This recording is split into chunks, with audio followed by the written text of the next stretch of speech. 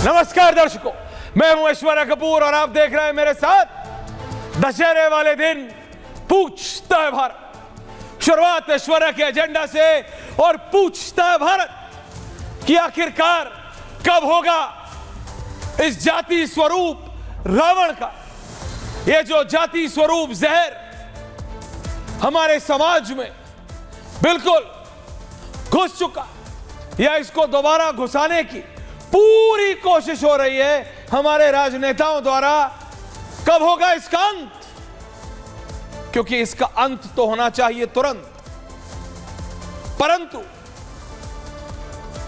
दर्शकों, राजनेताओं के अलावा और पूछता हूं मैं और पूछता है भारत, जरा बता दीजिएगा मुझे कोई और एक ऐसा व्यक्ति जो बोले कि जाति से किसी भी प्रकार का उसे लाभ या वो चाहता है कि ये जाति रहे। सारे राजनीतिक दल कहते हैं ये जाति जहर है, जातियों की वजह से सदियों से दशकों से एक वर्ग को, समाज के एक वर्ग को झेलना पड़ा है। तो भाई अगर झेलना पड़ा है तो अंत करो ना इसका। जैसे प्रभु श्री राम ने रावण का अंत किया था, क्या रावण कम बुद्धिमान थे? क्या रावण में ज्ञान की कभी कोई कमी थी? नहीं। कई कई जगह तो यह भी लिखा गया है कि ज्ञान में वो प्रभु श्री राम से भी ऊपर थे। लेकिन evil can never prevail। आप बात समझिए, ये जो हमारे राजनेता, उसमें कई बार बीजेपी भी है तो हर बार कांग्रेस है, समाजवादी पार्टी, आम आदमी पार्टी, ये सब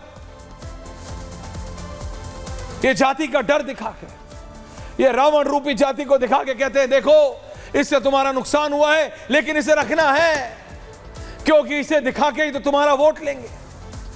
लेकिन मैं कह रहा हूं दर्शकों, आज दशहरे वाले दिन समय आ गया है कि आप लोग, देश की जनता एक आवाज में खड़ी हो और बोले कि जाति का अंत तुरंत। आखिर क्यों ये राजनीतिक दल लगातार बताते रहते हैं कि जाति प्रथा सबसे नुकसान हुआ है, दशकों से सदियों से नुकसान हो रहा है एक वर्ग के साथ। क्या हुआ? अभी अनुराग भदौरिया आएंगे, बता रहा हूं, 10 एग्जाम्पल देंगे।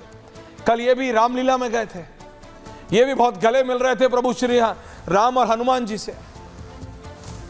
करे कुछ सीख ही ले लेते, कुछ सीख ही ले लेते अनुराग भदौरिया जी। जाति का अंत तुरंत। मां शबरी के बेर, रामायण जाके फोटो खिंचवाने से कुछ नहीं होता अनुराग भदौरिया जी, सीख लेनी पड़ती है। जैसे कुछ लोग होते हैं, अजय आलोक जी डिबेट में भी आते हैं, राजनेता भी होते हैं, सो कॉल्ड इंटेलेक्चुअल्स भी, उन्होंने किताब पढ़ी हो ना पढ़ी हो, लेकिन उनके फ्रेम में हमेशा पीछे किताबें रहती है। होते हैं, आप लोग भी जरूर ऐसे लोगों को जानते होंगे, मैं भी जानता हूं, ऐसे रिपोर्टर जानता हूं। किताबें पढ़ी हो ना पढ़ी हो, किताबें मोटी मोटी 20-20 फुट लंबी लाइब्रेरी बना के रखते हैं, लेकिन कभी किताबें पढ़ते नहीं। ऐसे अनुराग भदौरिया जी, रामलीला में जाके कुछ होगा नहीं, सीख लेनी है प्रभु श्री राम से। सीख जो आप हमारी जनता को बार बार, देश की जनता को बताते हैं कि जातीय जनगणना होनी चाहिए, जातीय जनगणना होनी चाहिए, जातीय जनगणना होनी चाहिए। आप ये बताइए ना, एक तो फायदा बताइए जातियों से। आप तो अभी मेरे को 1,00,001 गलतियां बताएंगे या नुकसान बताएंगे जाति प्रथा से। एंड यू आर राइट अनुराग भदौरिया, मैं आपको गलत नहीं कह रहा हूं। एक वर्ग है, और ये अजय आलोक जी भी मना नहीं कर सकते, ना रंगरेज साहब, ना अजय वर्मा, कि जिसने सदियों से इसकी मार खाई है। तो जब आप भी ये मानते हैं और अजय आलोक भी, मैं भी और अंग्रेज भी और अजय वर्मा भी, तो फिर आइए ना, एक साथ आइए, बोले बीजेपी और कांग्रेस, समाजवादी पार्टी और AIMIM एक साथ हाथ पकड़ के बोले कि जाति का अंत तुरंत। लेकिन नहीं, वोट लेना है अजय आलोक जी, वोट, और उस वोट के लिए कुछ भी जायज है। Everything is fair in love and war तो सुना था, ये everything is fair in election ये अलग खेल है। इसलिए दर्शकों, मैं सिर्फ इतना कह रहा हूं और उसके बाद हम BJP, Samajwadi party, Congress, AIM सबके प्रवक्ताओं की बात सुनेंगे, क्योंकि आज दशहरा है। मैं इसलिए कह रहा हूं, इस जातीय रूपी रावण का अंत तुरंत होना चाहिए, नहीं तो ये आपको यही दिखा के बोलते रहेंगे, देखो नुकसान होता है तो अंत करो ना, खत्म करो, सब बराबर। राहुल गांधी कहते हैं जातीय जनगणना कराऊंगा, पता होना चाहिए कौन कितना है। आप किसका पता करना चाहते हैं कितना है? ये सबको पता है राहुल गांधी जी, क्लियरली बात कीजिए। आप जानना चाहते हैं कि मुसलमान कितने, उसमें क्या खराबी है, पता होना है। लेकिन जो आप जातीय जनगणना के नाम पे देश में डिवाइड करने की क्रिएट कर रहे हैं, और कहीं ना कहीं अखिलेश यादव भी उनका समर्थन करके साइलेंट सपोर्ट दे रहे हैं। अनुराग भदौरिया, अजय आलोक, रंगरेज जी, अजय वर्मा जी, अजय आलोक जी, कम से कम आज बीजेपी ही सामने आ जाए। बीजेपी भी तो क्लैरिटी नहीं देती। अभी अनुराग भदौरिया आपसे पूछेंगे, वो ठीक है उनका स्टाइल है, वो हाथ पैर हिलाते हैं, इधर उधर की बात करते हैं, लेकिन फिर वो एक सवाल जरूर पूछेंगे आपसे कि बीजेपी बताए कि वो जातीय जनगणना के खिलाफ है। आप भी बोलेंगे नहीं, आप भी इसमें मिडिल रास्ता लेंगे।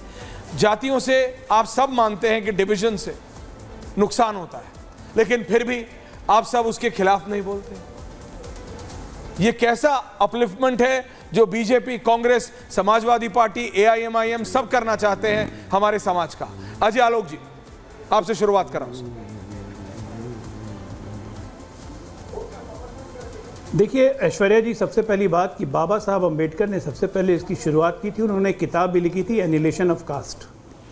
वो मानते थे कि जाति प्रथा जब तक खत्म नहीं होगी और बराबरी का जब तक दौर नहीं आएगा, सामाजिक समरसता का जब तक दौर नहीं आएगा, तब तक समाज में कोई प्रगति नहीं हो सकती है। हमारा बड़ा सरल मानना है, भारतीय जनता पार्टी अपनी उत्पत्ति के दौरान से, RSS के समय से, आप किसी से समय, जनसंघ के समय से, हम भारत में जाति प्रथा को एक ऐसी प्रथा है जिसे हम दूर करना चाहते हैं, लेकिन ये एक नग्न सच्चाई भी है, इसे आप मुंह नहीं छुपा सकते। तो जब तक समानता के अवसर नहीं मिलेंगे, जो हमने लगातार कार्य किए हैं कि सबको समानता के अवसर मिलें, तब तक ये काम नहीं हो सकता है। और खाली चना भाजे घना, थोथा चना भाजे घना, राहुल गांधी की वही हाल है। जब संसद में अनुराग ठाकुर ने उनका नाम भी नहीं लिया था और सीधा यही बोला था कि जिनको अपनी जाति तो दूर, अपने धर्म का नहीं पता, वो जातीय जनगणना की बात करते हैं, तो उसका सबसे पहले विरोध उठ के अखिलेश यादव करना शुरू किए। उन्होंने कहा, अखिलेश जी ने, ये जाति कैसे पूछ सकते हैं, ये जाति कैसे पूछ सकते हैं। राहुल गांधी पत्रकार की जाति पूछ सकते हैं, लेकिन यहाँ बैठे हुए तीनों आदमी राहुल गांधी की जाति नहीं पूछ सकते हैं। अभी आप पूछिएगा मेरे कांग्रेस के मित्र से कि राहुल गांधी का धर्म बता दें, तो कहेंगे ब्राह्मण है, दत्तात्रेय ब्राह्मण जनेऊधारी, भाई माता ईसाई, पिता पारसी, हो गए ब्राह्मण। ये तो जातियों की सच्चाई है इस देश में।